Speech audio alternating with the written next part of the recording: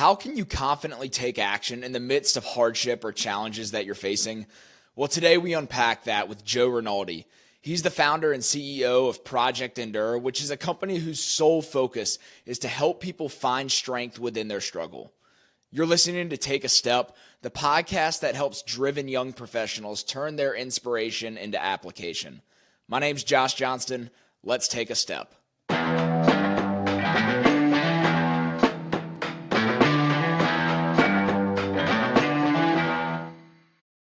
Joe Rinaldi, welcome to the Take a Step podcast. It's great to have you on the show.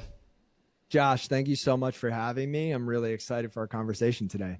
Yeah, it's going to be fun, definitely. I've been, following along with what you're doing both on the personal brand side of things and what you're doing with Project Endure, which we'll get into here in a second. But before we dig in a little bit, I'd love to have you just kind of introduce yourself to the Take a Step audience, however you see fit. Sure. So my name is Joe Rinaldi. I'm 30 years old. I live in Philadelphia, Pennsylvania with my wife, Michaela, and our dog, Theo. If I had to describe myself, I would say I'm a child of God. I am a husband. I'm a son. I'm a brother. I'm a friend. I'm a coach. I'm someone who just shows up every day with an attitude of gratitude and striving to do the best that I can for the people that I care about. And to wrap that all up, I am the founder and CEO of Project Endure, which is an organization focused on helping other people find strength within their struggle. And that takes up a lot of my time in the best way possible. I love it, man. I love it. And there's definitely a lot that we can tie in there with how you talk about strength through the struggle. I'm a huge believer in the necessity for struggle to actually get to where you want to go, which ultimately is growth, continuous growth. And I want to dive into Project Endure and what your why is behind it, why you started it, how that fuels your passion. So tell me a little bit about the origin of Project Endure. Sure. So for all of this to make sense, I'll start back in childhood. So I grew up in New Jersey, mom, dad, younger brother, younger sister, great life. When I was 10, I woke up one morning and I couldn't see out of my right eye. It was very abrupt, ended up going to see a bunch of specialists and was diagnosed with something called Best disease, which is a genetic condition that causes progressive loss of sight. So from 10 years old onward, I was losing some of my eyesight. It was very sporadic, unpredictable, hard to control. There's no cure. And what that led to was me feeling very different from all of my peers. It led me to feel like a victim. I felt frustrated. I felt upset. I felt down. And I just didn't feel like myself. I felt a little bit lost. And that lasted through my childhood, teenage, and young adult years. And it wasn't until I was in my 20s in graduate school where I met my now wife. And I had this moment of realization that I can't control what I'm going through. I can't control my condition, but what I can control is my perspective and the choices that I make. And it's not just about me anymore, because everything that I choose from here on out is now going to impact this person that I love so much. And so I felt this sense of responsibility. I needed to take ownership and change my perspective. So I did that. I now am proud to say that what was once a burden has become a blessing. And I'm very grateful to essentially be going blind because I found so much strength through this struggle. It's allowed me to look inward. It's allowed me to learn about myself. It's allowed me to dig deep and go through some hard moments that have led subsequently to a lot of growth. And I wouldn't have had any of that if it wasn't for this thing that is so hard. And so fast forward to 2021, I start Project Endure as a way to spread that message and to help other people realize that they can take control of their perspective and they can also find strength within their struggle. And so that was the birthplace of Project Endure. It came from my own biggest struggle, which is now, I would say, my biggest strength. Mm-hmm. So how did that name, did you view it as enduring those times? And that's kind of where that correlation of the name Project Endure came into place? It's a bit of a funny story. So endure and endurance, that topic has always meant something to me. And through the specific struggle of losing my sight, it's gained more meaning. So yes, that word endure means a lot. And I felt like I had to endure the hardship that life had handed me. I wanted the company to be called Endure. And through some Google searching and some research, I realized that the company name Endure was already taken. So I needed to go back to the drawing board. And eventually I came across the word project. And project to me means, something that you're working on, sometimes with a group of other people. And there might not be a definite end date to a project, but it's something that requires effort, something that requires persistence. So I put those two words together, and that's how Project Endure came to exist. Yeah. And I love, because I've listened to your podcast for a little while, the Project Endure podcast. If y'all haven't listened to it, go check it out, definitely.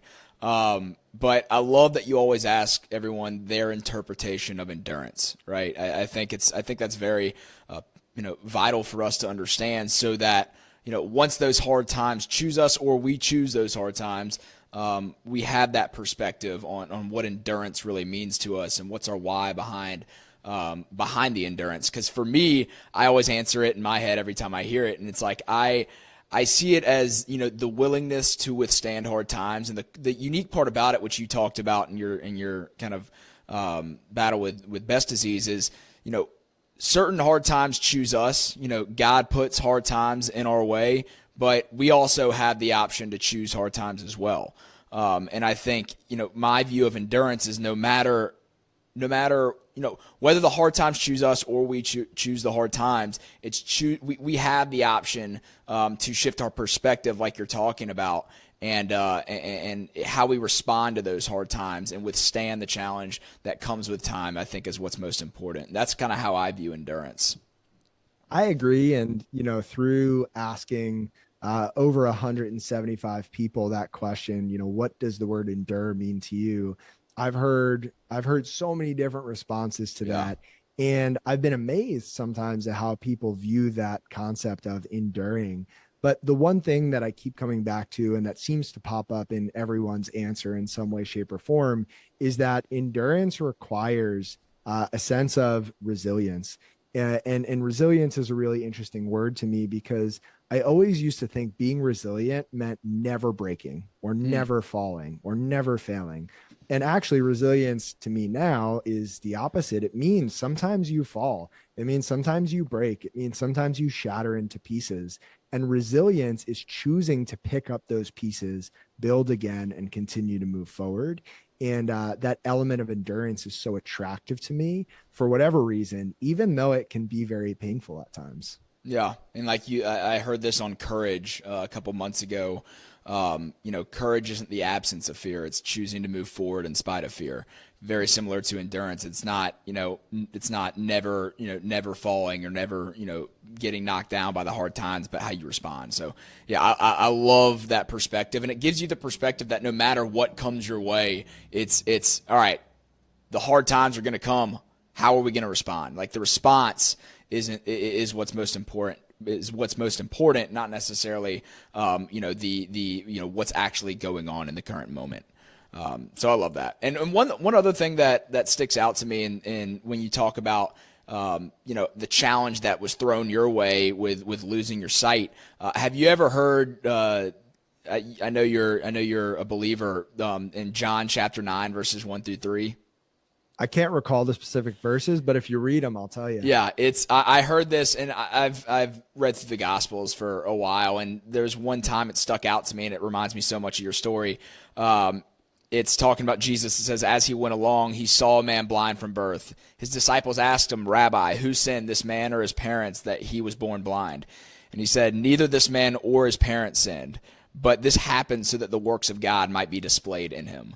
And I love that, because with your story, with so many people's stories that experience the challenge and the hardships of life, so many people sit there and ask, why me, God? Why am I in this situation? But maybe that situation is a mechanism, is a tool that God is using so that he can better show himself through your story.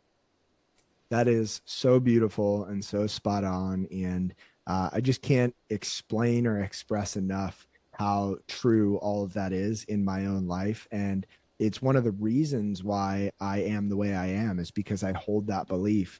And it would be so easy, like I did as a child, to play victim and to wonder, why does this have to happen to me? But I do feel like it's a blessing and a privilege to carry something like this, to walk with a burden that other or something that others would see as a burden, because it gives me this platform to display, God's love and the strength that I find through him. Yeah, love it, man. Well, obviously, over the past little while, you've been really taking action on building something that's based on not only your passion, but also what you feel like is your purpose. I can sense that so much. So tell me, let's talk a little bit about, what it was that caused you to initiate that action, to start building something. While, most people, you go to high school, go to college, get their degree, get an entry-level job, and, allow someone else to dictate their future. You obviously took the path of entrepreneurship, of choosing, I'm going to take the risk because it's something I know fills my cup, and it's also something I tremendously enjoy. What's been your experience in building that life? Sure. So I can go back and almost pinpoint the exact season where I realized I wanted to take that step, where I wanted to take that risk. And so I didn't mention this, but my graduate school experience was getting a degree in physical therapy. So I graduated in the spring of 2019 with my doctorate of physical therapy, got my first job working full time in an outpatient clinic here in Philadelphia. And it was good for the first year or so, seeing patients, finding a groove, learning a lot, and, being an adult really for the first time. Eventually COVID hit and things slowed down, and I had some time to reflect. I think a lot of the world had some time to reflect. And I realized in that slower season that the pace I was living at, the things I was doing, the way I was spending my time, it didn't feel aligned with the person I wanted to become. And what I mean by that was I'd go into the clinic and I would spend 8 hours straight just running around with my head swerving in every different direction, getting this person that thing or answering this question. I felt like I couldn't spend quality time with anybody that I was serving. And that just didn't feel good. And so I realized I didn't want that. And I started to weigh my options. I had some friends who were entrepreneurs doing their thing. Some of them were in the fitness industry. Some of them were in other industries. And I just started having conversations. That was my first step. Talk about action. I think sometimes people think I need to start the business. I need to go just take the risk and make this big jump. No, my first set of actions was just asking questions to people I knew who were on that entrepreneurial journey themselves. And I kept having the same conversation. And what I would hear over and over again is that entrepreneurship is the hardest thing I've ever done. Yeah. And it's also the best, and I wouldn't change it. And so I had enough of those conversations and realized that if I wanted to make this happen, I needed to do something about it. So I started taking on coaching clients. I started working with clients outside of work. I would work on programming for my clients from 4 a.m. to 6:30 a.m. I'd go work a full shift at the clinic, and then I'd come home and do the same thing until 10 p.m. at night and go to bed. And that was my form of action. Eventually, I was able to build up to a place where my coaching business was bringing in the same amount of money as my full-time job.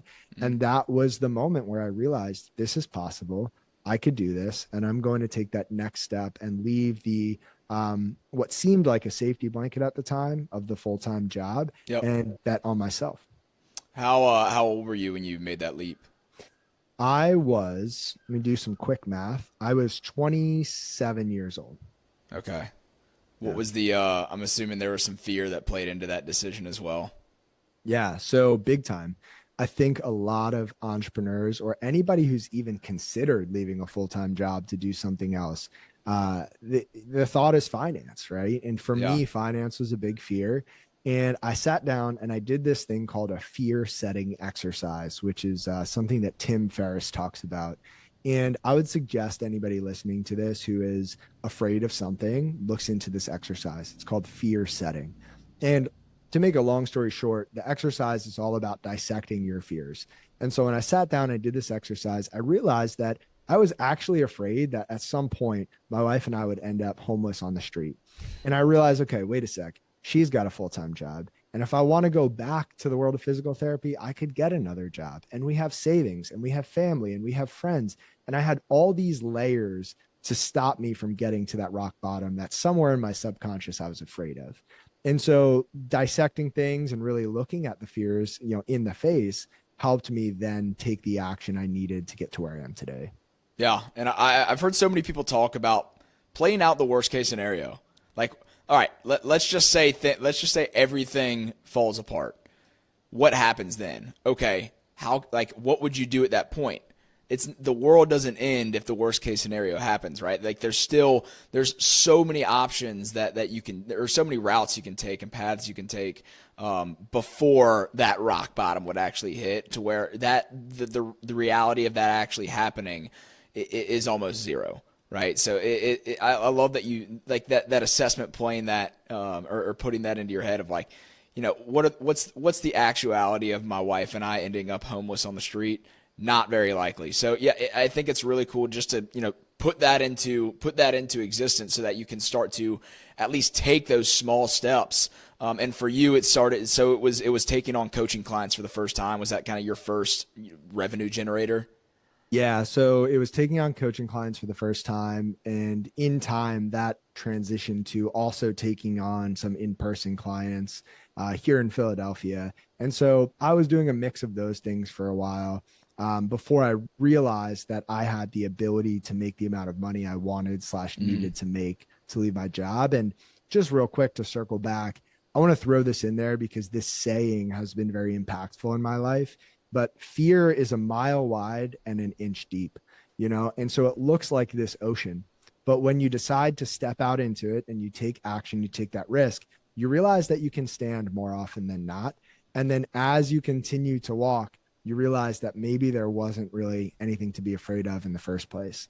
And so fear is a mile wide and an inch deep. I think about that every day. Yeah. On a very similar note, kind of different, fear and regret, in my opinion, can go hand in hand. I heard a quote from, I believe it was Ryan Serhant, who's a big guy in sales and mindset and real estate guy. But he always says, I'd rather regret the things I did than the things I never tried.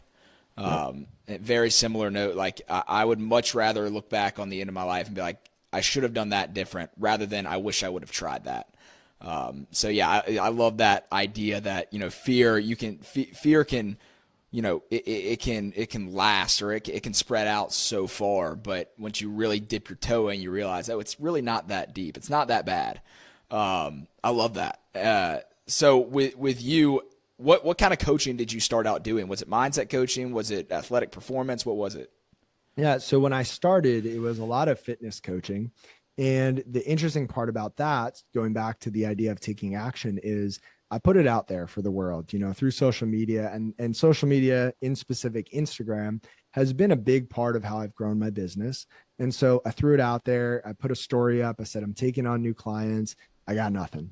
A month later, did the same thing, got nothing. Tried a third time. I got someone on the phone this time. We talk, they say they think they want to do it, and they ask me what the price is. And I never thought I would get that far, to be honest. I didn't have anything prepared. So I flipped it back on them. I said, what would you be willing to pay? And they said, I could pay $20 a month. And I said, let's do it. So I worked with that first client, learned some things, got another lead. They paid a little bit more, so on and so forth. And so a lot of that was in the fitness space, helping people run races, get stronger, lose fat, build confidence, all those things. In time, through my social media content, people started to reach out to me and ask, hey, do you have any good journal prompts that I could reflect on? Or how do you deal with this thing? Or I see you're struggling with losing your sight. How do you stay so positive? Right. And I started having conversations, and eventually someone asked me to pay for coaching in the mindset realm. And that opened up a whole new world of possibilities. And so I dipped my toes in there, started to get more comfortable, and built that side of the business up as well. But it all started with fitness. Mm-hmm. Yeah, and a couple of things to hit on there. You mentioned that one of the people reached out asking how you stay so positive, even with what you've been through and what you are battling through. So I've noticed that as well through a lot of your content. It's just like everything is so positive, and I've seen you talk about the picture you have on the wall there. You know, what's the best that could happen? I love that. Where does that positivity come from? I think it comes from my faith. I'll be honest, I don't know what my life would look like without my faith. There's this thing called the Stockdale paradox that I recently learned about. And for people listening who don't know what that is, it comes from this guy. His last name was Stockdale. He was a prisoner of war, I believe, in the 1900s. I should know more about it. But the part that is important to know is when he survived being a prisoner of war and came home, he was interviewed. And the interviewer asked him, how did you survive? And he said, well, first, let me tell you who didn't survive. He said, the optimist didn't survive. And the interviewer was confused and said, what do you mean the optimists didn't survive? And he said, well, the optimists were the ones who said, we'll be out by Christmas. And then we weren't. And then they said, we'll be out by New Year's. And then we weren't. And then they said, we'll be out by Easter. And then we weren't. And eventually their optimism turned to discouragement. And in the end, they just gave up. They didn't make it. And so the interviewer asked, how did you survive? And he said, well, I held these two seemingly different beliefs at the same time. On one hand, I recognize that this is brutal and this is hard and this is ugly and it's painful. And I don't know how long I'll be here. And that's just the reality of it. And on the other hand, I held this belief that in the end, everything's going to work out how it's supposed to work out. And maybe, just maybe, on a long enough time horizon, this will be better. And I share that because I think in order to be so positive, I've also had to come to terms with the fact that this is hard. What I'm going through isn't fun. It's unpredictable. It can be abrupt. It impacts my life in seemingly negative ways, and it makes things more challenging. And I don't love that, but I've accepted that. And that acceptance has allowed me to then lean into the faith and the optimism and all of the good things that do come with this. And at the end of the day, if I'm going to be grateful for certain things in my life, I have to be grateful for all of it because I can't pick and choose this existence.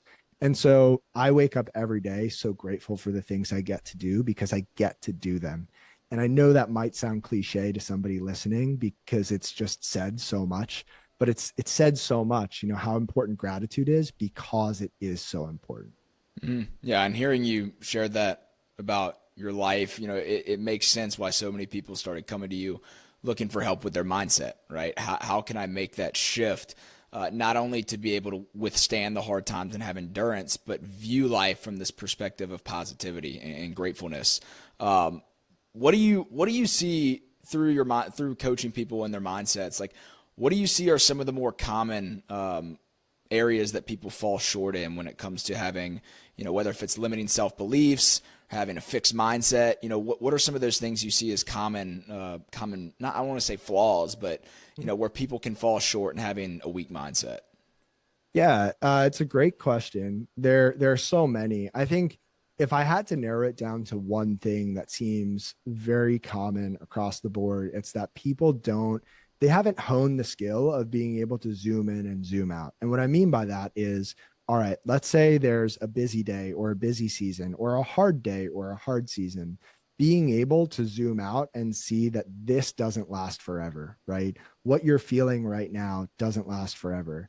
And then zooming back in and then doing the work and taking action, right? And I know you're all about action, right? Yep. So it's zoom in and take action, zoom out and have perspective. What you're dealing with right now doesn't last forever. There's this famous saying, this too shall pass. One thing that most people don't know is that that's not the whole saying. The whole saying is this too shall pass and this too shall pass, meaning the hard times pass and the good times pass. And I think a lot of people get caught up in the fact that, oh, this hard time is going to last forever and I can't zoom out far enough to see when it ends. But people take for granted these beautiful moments all the time, not recognizing that they don't last forever. And so it's all about looking at life in the big picture, having that perspective, and then being able to zoom back in and take action because action creates clarity. And oftentimes action precedes inspiration, meaning you might not feel motivated. Might not feel inspired. You might not want to do it. But once you get started, the inspiration, the motivation, the feeling of gratitude, those things follow action. So zoom in, take action, zoom out, have perspective. A lot of people don't know how to do that.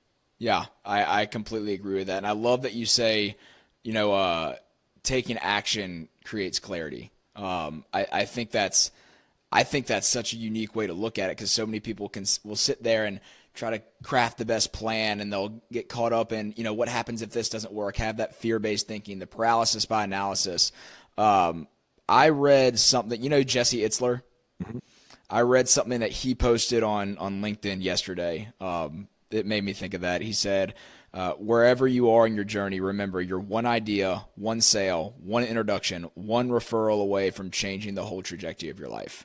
And what that insinuates is, you can take one action tomorrow and completely change everything. So being able to, so many people will sit there and try to, like I say, craft the best plan. And all that does is delay action being taken, which delays results that you could have.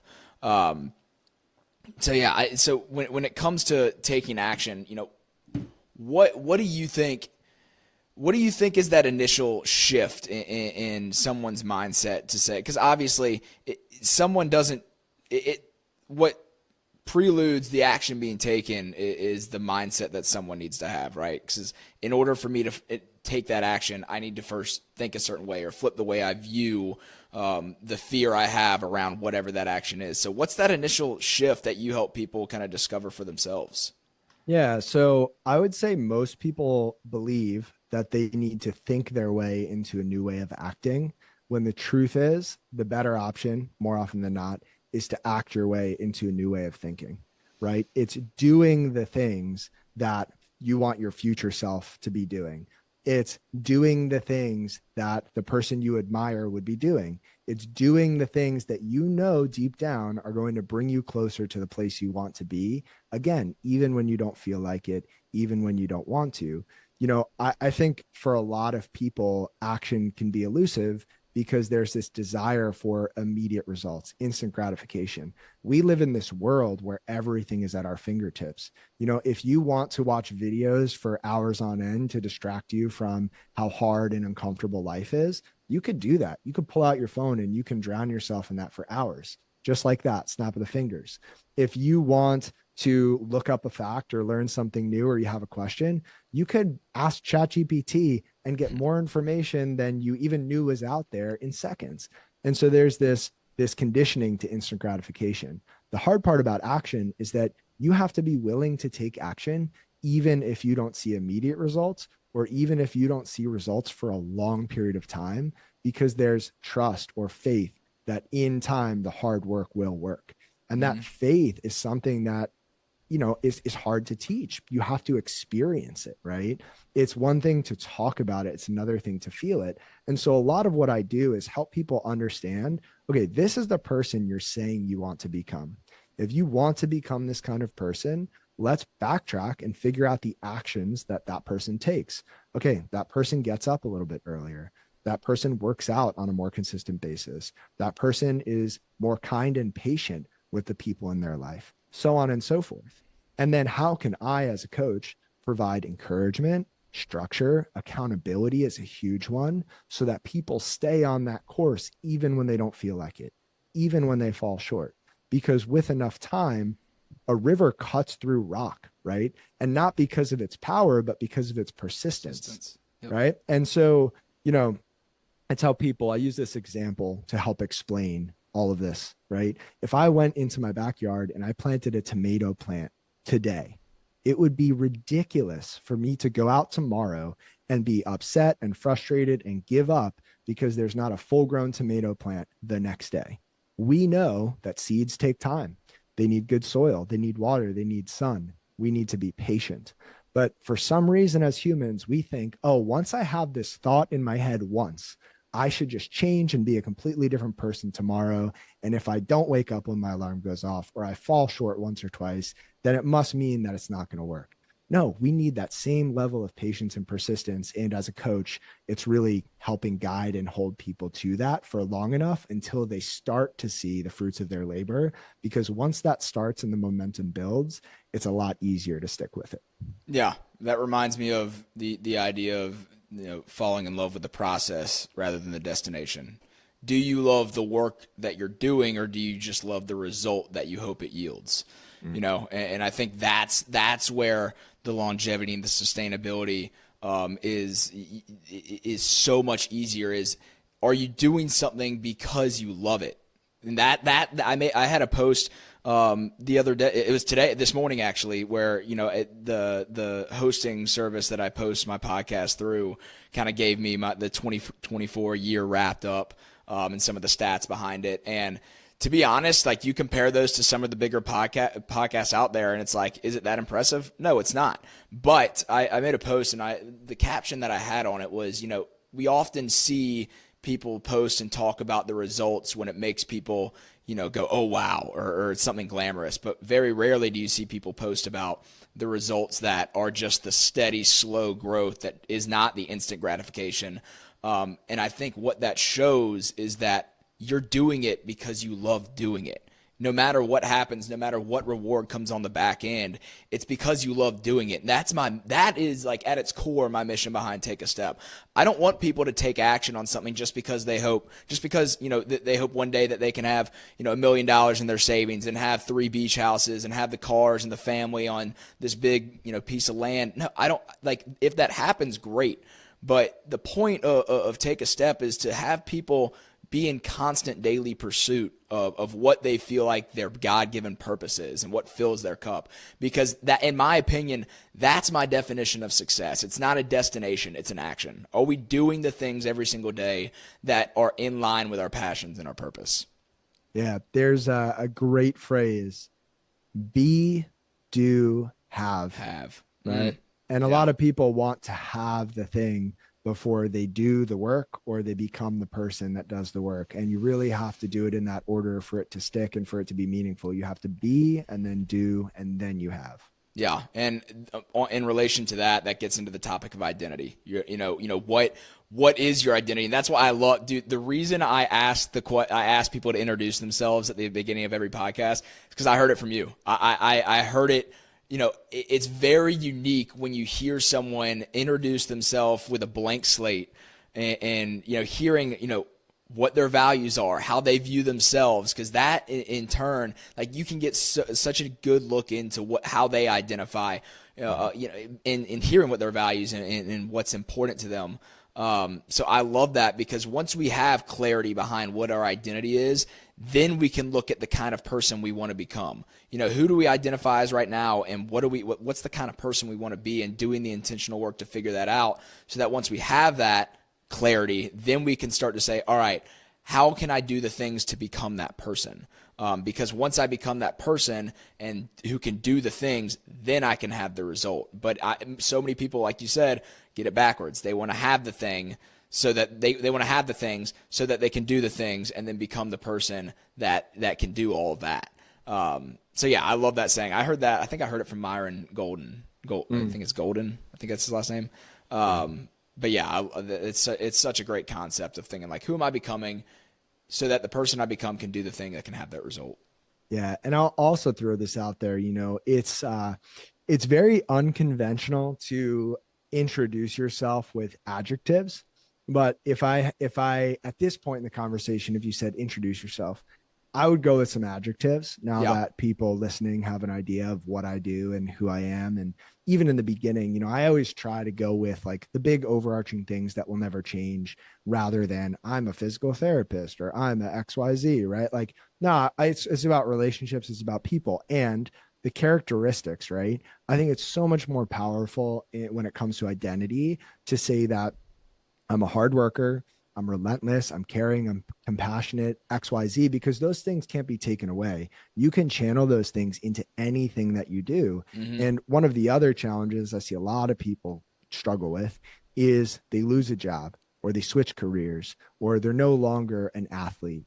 and they lose that quote unquote identity and they don't know who they are. Well, if you know deep down who you are from a characteristics and quality standpoint, then you don't lose that. You just channel that into different things throughout your life. And so I think going back to be, do, have, it's so powerful because it gives you sustainability for how you live your life, because that be informs the do and that do informs the have. And as long as you control who you want to be, then nothing could really be taken from you. Mm-hmm. Yeah. And that, what you just described, defines me back in COVID. And that's when for me, I was, my perspective on identity, grew more than it ever has, because I played baseball through college, had a pretty clear path, and I've talked about this on the show a couple times, but had a pretty clear path to play professionally after college. COVID happens. Draft is normally 40 rounds, gets cut to 5. Teams don't have money to spend on free agent deals, and what seemed like such a sure thing, going throughout the fall and into the beginning of the spring, I was getting engaged that following summer too. So that's kind of how we were planning our lives around, or what we were planning our lives around. And then this gets thrown into the mix, and I no longer identify as a college athlete, a potential professional athlete, which I was, that's what I saw in my future.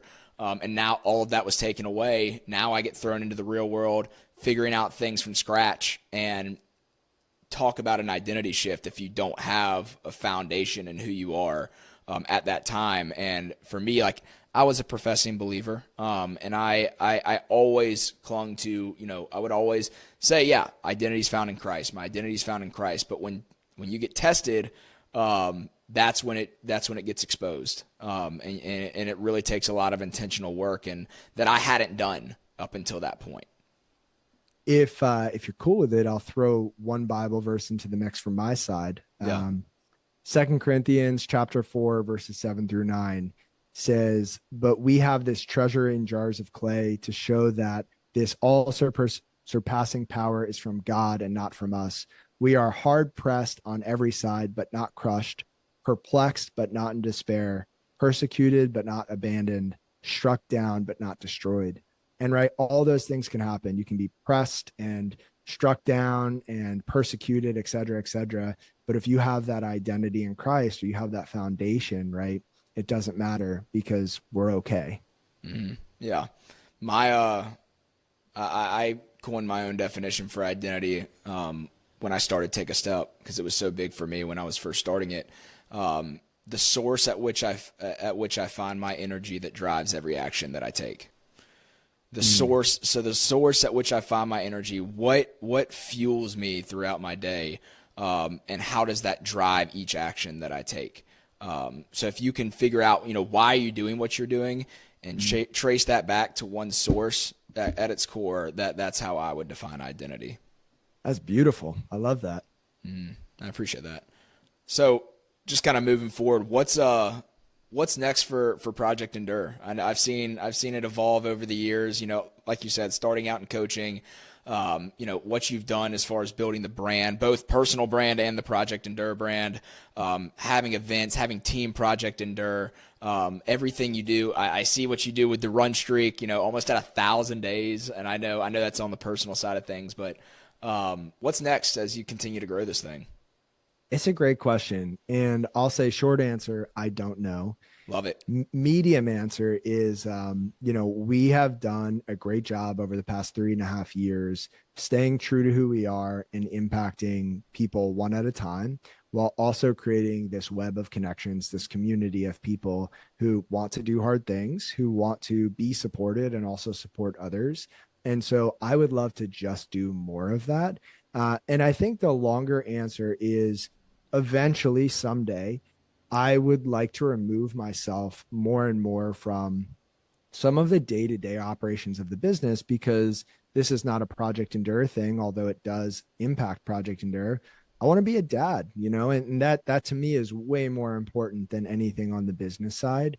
And so longer term Project Endure will be something that I give pieces to more and more to people I trust to run and to grow. And I will always be there, but being a dad is definitely the long-term goal. And yeah, I couldn't be more excited for all of that to play out. And I'm sure none of it will go according to plan. And that's part of it. my wife and I had our first baby Emerson Brooks Johnston 3 months ago. So I completely resonate with that especially from the perspective of probably won't go according to plan. There's going to be things that you think are going to go a certain way that go a completely different way. You plan on things a certain way, then you have to completely adjust and pivot. But man, it's the most challenging thing and the most rewarding thing in the world. So yeah, I'm excited for you with that. Yeah. And congratulations. And I'm excited to see how that continues to play out and how you guys continue to grow as parents. And I'm excited for that for my wife and myself at some point. I'll also throw this out there because this visual has been helpful for me. I guess for anyone listening who is unsure of what their life looks like in 1, 3, or 5 years.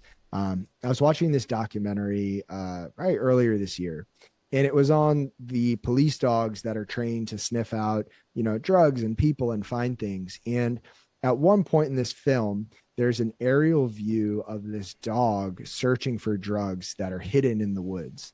And the dog goes to the left and it runs to the right, and it's making these sweeps left and right. But as it moves forward, the sweeps get more narrow. And from an aerial view, you can see that the dog is moving forward. Its sweeps left to right are getting more narrow, and it's forming this triangle until it actually comes to a point where the drugs are. And I imagine my path forward much like that. I don't know if it'll ever come to a point, but I feel like every day, every week, every month, every year, I'm making these big sweeps left to right. I go too far to the left and realize that's not it.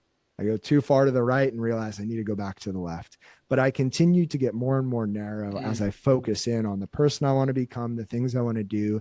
And again, I don't know if that'll ever come to a point and culminate in just one thing, but I do feel like that's been my life to this point and will continue to be my life. And that's given me a lot of freedom to say, it's okay to go too far to the left and realize I need to come back to the right. It's okay to not know what things look like in 5 years. I just need to keep moving forward and stay authentic to who I want to become.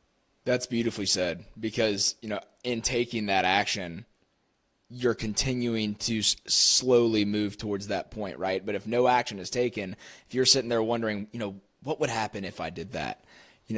You're staying the same. And that I'm a huge believer that, you're either taking a step up the ladder today, or you're taking a step, down on the ladder today. So it's so cool to hear you say that, and that paints such a good picture that no matter what action you're taking, it's still moving the needle, because you'll learn in taking that action. You learn what didn't work if it was the wrong action, so that way you can make the adjustment and be better for it moving forward. Love that picture you just painted. And in that, one question I love to ask as I round out most of my episodes and on topic with the mission of Take a Step is, the last thing I would want someone to do, because I was in these shoes, is wake up one day having built a life that I hated because I felt like I was doing something that I was supposed to be doing that wasn't in line with what I actually wanted to be doing, that wasn't aligned with my passion and what I felt like my purpose was, and in relation to what I felt like my identity is. So for you, why do you think it's so hard for people to take that first step, to start living a life that's in line with their true passions? I learned this the hard way and on accident. And so I'll start with a quick story and then I'll circle back and answer. Yeah. But when I was in high school, I played football. I was kind of the kid that was friends with everyone. I didn't fit in great with any one group, but I was friends with everyone. And what happened was I would go out and party. That was part of high school. I'd party with this group or that group, drank a lot. And when I got to college, I realized that I was the kind of person who either had 0 drinks or had so many drinks that I didn't remember the night before. And I made the decision my freshman year of college, when everybody else was starting to drink, that I was going to stop drinking and I didn't want alcohol in my life. And that was almost 12 years ago. Haven't had a drink since. And what happened was I lost a lot of people that I thought were friends.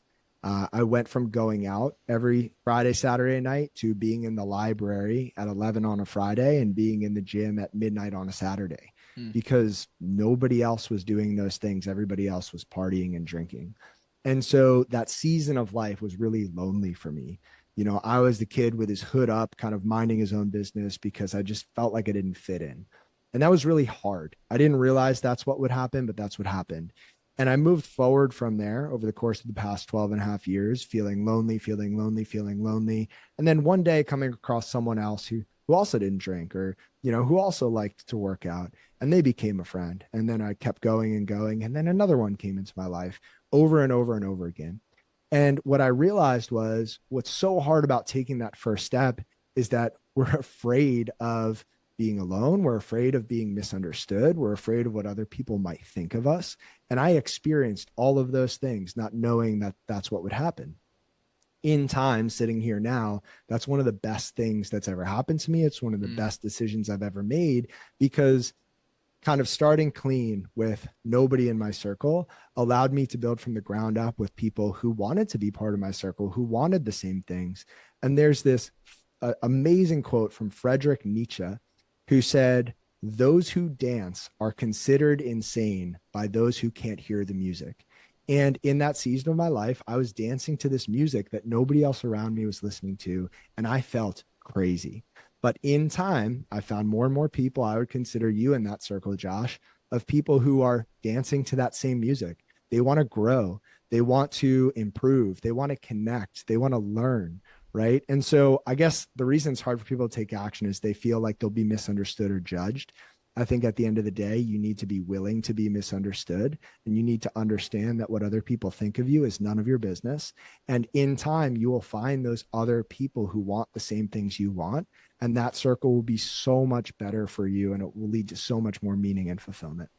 That's amazing. Yeah, I hear you say that quote all the time. Those who dance are considered insane by those who can't hear the music. It's such a great picture, because it showcases the mindset that we're listening to two different songs. You know, if someone else wants to impose their beliefs and their mindset and their opinions on you, that's great. You're listening to different music. We're in two completely different lanes right now.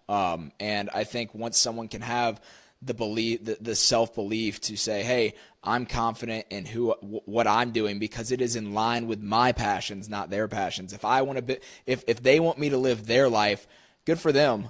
I'm going to build my life. I'm not going to build a life that fulfills their purpose and fills their cup. I'm going to fill my cup and my purpose because it's what I want to do. And having confidence in that is key.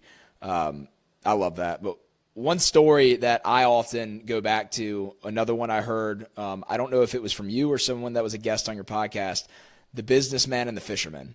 And I not to put you on the spot, you probably tell the story way better than I do, but I use this so often when answering this question is why is it so scary for people to take action? You know, because people have their own view of what success is, and what you were just saying and just talking about, you know, someone who's listening to a certain song in their life has a certain definition of success, whether if that's financially driven, accolades driven, approval driven, that what I was saying earlier and relating back to this is I'm so grateful to have found a definition that I can really cling to, and that it's an action, not a destination. It's a daily pursuit of my full potential, essentially, that's in line with my identity. But I'd love for you to share that story of the businessman and the fisherman, because I think a lot of people will resonate with it. Sure. Yeah, it's one of my favorites. So the story goes that there is this fisherman on a beach in South America, and he's sitting on the beach and he's fishing and he's eating his lunch. And there's this businessman from North America who's there for business, and he's also taking his lunch break. So he's walking on the beach, and he comes across this fisherman. And so he says, "What are you doing?" And the fisherman says, I'm just fishing and I'm eating my lunch. And the businessman says, "You know, have you ever thought about buying a bigger rod?" And the fisherman looks up at him and says, "Well, why would I do that?" And he says, "Well, if you buy a bigger rod, you can catch bigger fish." And the fisherman says, "Well, why would I do that?" And the businessman says, "Well, if you catch bigger fish, you can make more money, and then you can buy a second rod." And the fisherman says, "Why would I do that?" Businessman says, "Well, if you have a second rod, you catch more fish, and then you make more money, and then eventually you can buy a boat." And the fisherman thinks, and he looks up and he says, "Well, why would I do that?" And the businessman says, well, if you buy a boat, you can go out into the deeper water and catch even bigger fish, catch more fish, make more money. Fisherman says, well, why would I do that? And the businessman says, well, if you catch even more fish and make more money, you can hire a crew to fish for you. And the fisherman looks up at him and says, well, why would I do that? And the businessman says, well, at that point, then you can sit on the beach and fish for fun and eat your lunch. And the fisherman looks up at him and says, what do you think I'm doing right now? And it just goes to show that, one person's definition of success or idea of what a path forward should look like is not necessarily someone else's. And I think also that story speaks to the North American culture for the most part that we have of, hustle and bustle, work and grind really hard now, sacrifice now so that you can have more or different later. And I think while that's not a bad thought process, it leaves a lot of people susceptible to missing out on a lot of life and missing out on the gift of right now. And we don't have to wait to sit on the beach and fish and eat our lunch. And maybe we can't do that every single day right now. And we do have to think for the future and plan for the future. But why not enjoy life right now while we have it? Because we don't know what comes tomorrow. Mm-hmm. Have you ever heard of the book, or read it, the Ruthless Elimination of Hurry? It's on my desk. One of my favorites. It's a great one. Just talking to the point of, it's so easy for us, especially in our culture in the U.S., to say, we judge success on, how busy we are, how much we have to do, how much we can accomplish, how, the hustle and bustle like you're talking about, rather than just like slowing down, having some peace and solitude, and doing what we actually want to do that fills our cup without adding all of these things to our schedule just to say that we're busy. I love that concept. Well, Joe, I've really enjoyed, having you on. It's so great to hear your perspective, to hear what you have endured and are currently enduring, and how that's translated into you pursuing a passion that you have and sharing that perspective with others, and growing the brand of Project Endure. I'd love for you to, let the Take a Step community know how they can follow along, where they can follow you and what you're building through Project Endure. Yeah, well, before I share that, I just want to thank you, Josh, for great conversation, amazing questions, and just this hour that was really special to me and I hope is impactful for others. And so if you're listening and you want to connect, I love to talk and I would love to help anybody who needs it or wants it. You can connect with me on Instagram. My handle is at Joe A. Rinaldi. If you find me there, there will be links to everything else, including Project Endure. And I'd love to connect and get to know you. And Josh, just thank you again for this. It really means a lot. Yeah, this is great. Guys, thank you for tuning in to another episode of the Take a Step podcast. If you enjoyed it, please leave a rating or a review on whichever platform you're listening. If you're watching on YouTube, like, comment, subscribe. Wherever you are in your growth journey, just take a step.